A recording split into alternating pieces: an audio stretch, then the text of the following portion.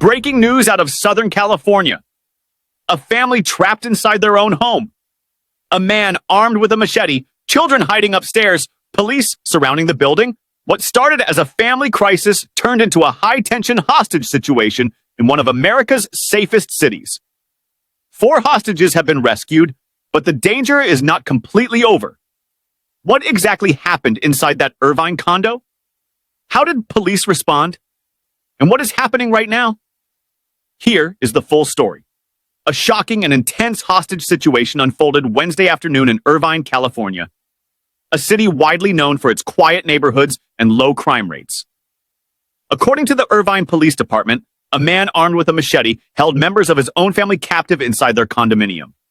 The incident happened near the intersection of Terrapin and Cadence, where police quickly responded after reports that a family was being prevented from leaving their home. Authorities say the suspect positioned himself on the first floor of the residence. Meanwhile, 4 relatives, including juveniles, were trapped on the 3rd floor. Imagine the scene. A weapon-wielding man downstairs, terrified family members upstairs, no safe way out, and no certainty about what might happen next. This was an extremely dangerous and unpredictable situation. Once police arrived, they immediately secured the surrounding area. Emergency responders moved in quickly. Neighbors were warned. The building and nearby streets were placed under tight control.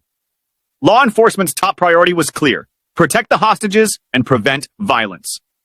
Situations involving armed individuals and family members are among the most sensitive and volatile emergencies police face. Every move must be calculated. Every decision can mean the difference between safety and tragedy. After careful planning and tactical coordination, officers were able to safely rescue all 4 hostages from the home. This was the first major breakthrough. The individuals, including children, were removed from danger without reported injury. A huge relief for everyone involved, but the crisis was not over. Even after the hostages were rescued, the suspect remained inside the residence, still armed and still refusing to surrender. That's when the situation shifted into what authorities call a standoff. A police standoff means direct confrontation has been avoided, but the threat remains active. Specialized units typically respond in these moments. Negotiators attempt communication. Tactical teams prepare for worst-case scenarios. Commanders evaluate every possible outcome. The goal is always the same: resolve the situation peacefully without further harm. But in a case like this, uncertainty remains extremely high. Authorities must assume the suspect could still be dangerous, emotional, or unpredictable. As of now, officials have not publicly confirmed what led the suspect to hold his family hostage. Investigators are still working to determine the motive. Was it a domestic dispute, a mental health crisis, a personal conflict that escalated out of control? Those answers are still being investigated. What is clear is that the situation developed rapidly and required an equally rapid response from law enforcement.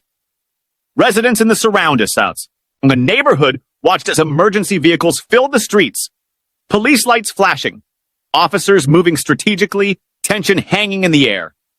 For many neighbors, the scene was deeply unsettling. Irvine is known for safety and stability, and not hostage crises. Seeing such a dramatic law enforcement response outside their homes was both shocking and alarming. Many residents were advised to remain indoors while police handled the situation.